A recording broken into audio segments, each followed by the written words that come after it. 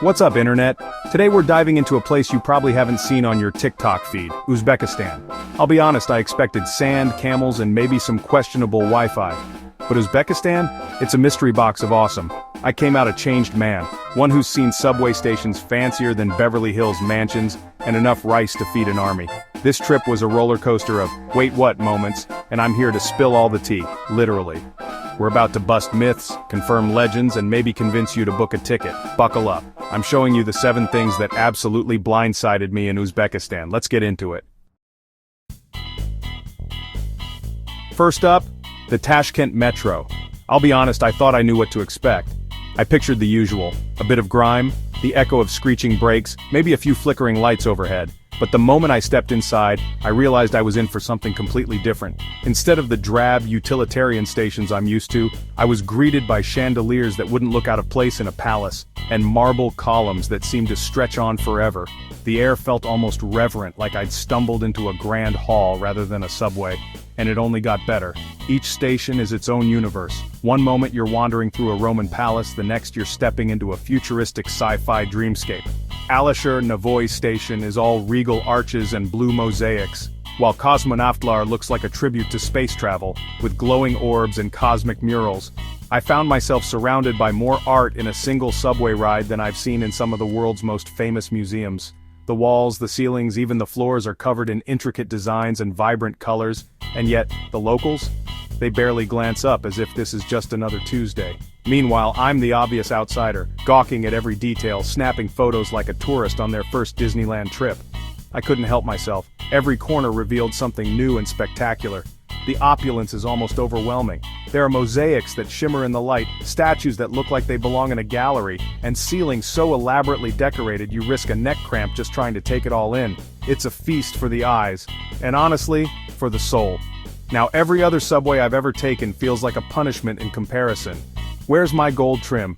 Where's my butler offering me tea?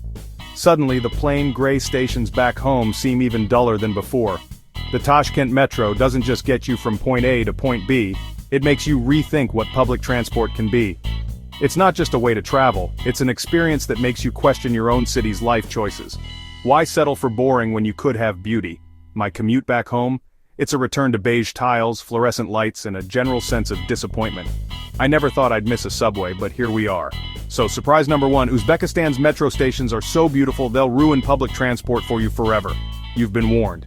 Next stop, food, and trust me, you're not ready for what's coming. Let's talk food. Not just any food, but the kind that defines a country, brings people together, and leaves you dreaming about it long after you've left. In Uzbekistan, food isn't just sustenance, it's a celebration, a ritual, and, honestly, a bit of a challenge for your waistband. Every country has a national dish, but in Uzbekistan, plov is so much more than that. It's the heartbeat of every gathering, the centerpiece of every table, and the reason you'll need to loosen your belt by the end of the night. I thought I knew rice. I mean, I've had it in sushi, stir-fry, and even pudding. But nothing prepared me for the epic scale and flavor of Uzbek plov. It's rice, but on a whole new level, rich, aromatic, and absolutely unforgettable. Uzbek plov is a masterpiece. Slow-cooked rice, tender meat, sweet carrots, onions, and chickpeas, all simmered together in a giant kazan, that massive cast-iron cauldron you'll see bubbling away in every market and backyard. The process is mesmerizing. Layers of ingredients, carefully timed, each one adding depth and character to the final dish. The portions, massive, the flavor, life-changing. You don't just get a plate, you get a mountain. And every bite is a journey through centuries of tradition and hospitality.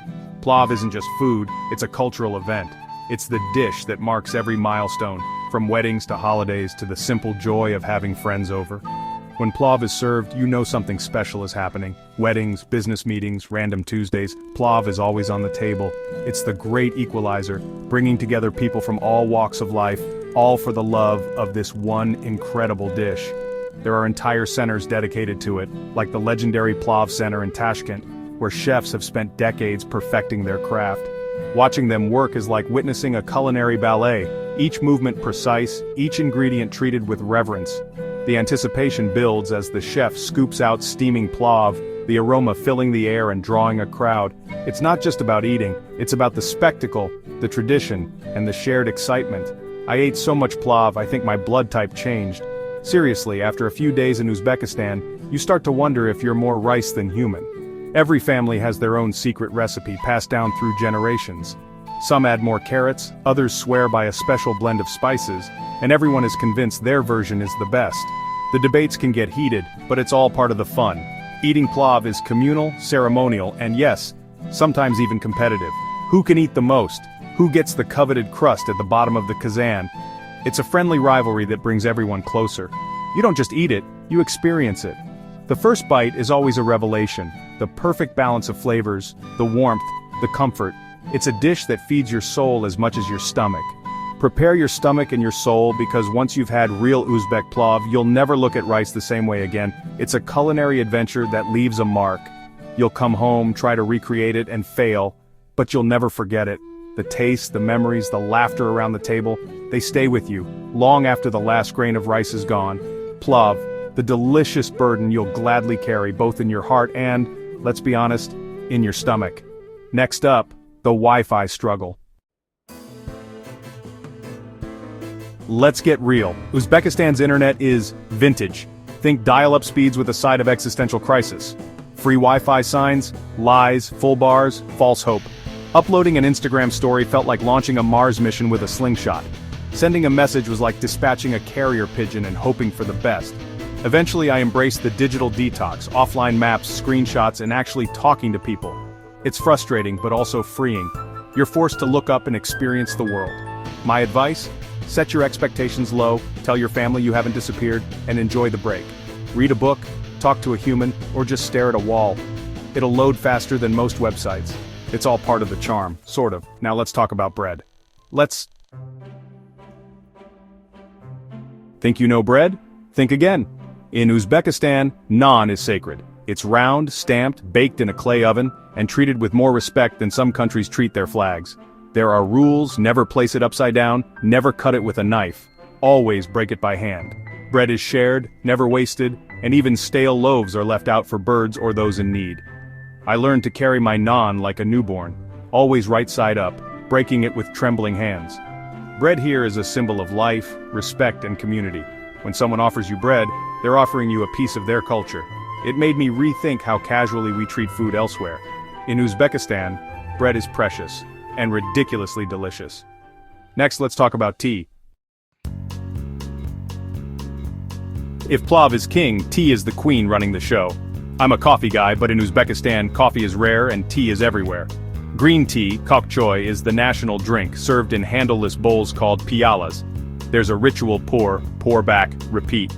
Half-full bowls mean stay longer. Choykanas, tea houses, are the social hubs. Lounging on tap chans, drinking tea, solving the world's problems. I drank so much tea I felt healthier than ever. Calm, hydrated, and oddly philosophical. It's not about a caffeine jolt, it's about slowing down and connecting. Coffee addicts, be warned, you'll have to adapt, embrace the piala, learn the ritual, and you might just find tea is what your soul needed. Or you'll just crave Starbucks. Either way, it's an experience. Now, let's time travel. Confession. I thought the Silk Road was just a history class concept. Turns out it's real, and Uzbekistan is its heart. Cities like Samarkand, Bukhara, and Khiva aren't ruins. They're living, vibrant places. Walking through Samarkand's Registan or Bukhara's ancient alleys feels like stepping into a time machine. Khiva is a perfectly preserved walled city. Enter the gates, and the modern world disappears. The past and present are intertwined. Kids play soccer in thousand-year-old squares, families picnic by ancient monuments. The Silk Road isn't just history, it's alive and you can feel it everywhere. You realize you're walking the same paths as traders and conquerors from millennia ago. It's humbling, magical, and makes you feel like a time-traveling adventurer with better hygiene. Next, the kindness that'll hold you hostage. Uzbek hospitality is truly next level. From the moment you set foot in the country, you're greeted with open arms and genuine smiles that make you feel instantly at home. It's not just a polite welcome, it's a heartfelt embrace that seems to say, "You're one of us now." The warmth is so intense you'll feel lovingly held hostage by kindness. It's as if the entire community has conspired to make sure you never feel alone or out of place, no matter where you go. What starts as a casual chat on the street can quickly turn into an invitation to someone's home for tea, but don't be fooled. Tea in Uzbekistan is code for a full-blown feast, with table after table of homemade dishes, fresh bread, and endless cups of steaming tea. Here's the thing, "I'm full" doesn't really work here. Your hosts will simply laugh, wave away your protests, and insist you try just one more dish, then another, and another. With every smile, your plate gets refilled. Your host will just keep piling on more food, making sure you taste every family recipe and local specialty. It's their way of showing love and respect. I ate until I couldn't breathe, thinking I'd reached the end, only to have watermelon cake and more tea appear out of nowhere. The generosity is endless, and the food just keeps coming. But Uzbek hospitality isn't just about food. Beyond the dinner table, people go out of their way to help you. No strings attached, no expectations. It's a culture built on genuine care for others. Taxi drivers don't just drop you off, they'll walk you right to your door to make sure you're safe. Strangers on the street will stop what they're doing to offer directions, or even walk with you to your destination if you look lost. And inside every home, you're treated like family. Laughter fills the air, stories are shared, and you're included in every moment as if you've always belonged. There's no ulterior motive, just a deep, genuine pride in sharing their country, their culture, and their traditions with you. It's hospitality for the pure joy of giving. You'll leave with a full heart, a full stomach, and a sense of belonging that lingers long after you've said goodbye. And don't be surprised if you're sent off with a bag of snacks for the road, because in Uzbekistan, the care doesn't stop when you walk out the door. You might arrive as a stranger, but you'll leave as a friend, and probably a few pounds heavier, thanks to all that delicious food and heartfelt hospitality. So be ready for a kindness overload. Uzbekistan will fill you up in every way possible. Let's wrap this up. That's it. 7 things that blew my mind in Uzbekistan. From palatial metros to sacred bread, it's a country that defies expectations. If you enjoyed this journey, hit like, subscribe, and tell me your most surprising travel story. Your support lets me keep exploring and getting held hostage by carbs and kindness. I'm already planning my return. Plov rematch pending. Pro tip: pack a portable Wi-Fi hotspot. Thanks for watching, stay curious, and I'll see you in the next adventure. Maybe we'll be trading silk for salsa next time.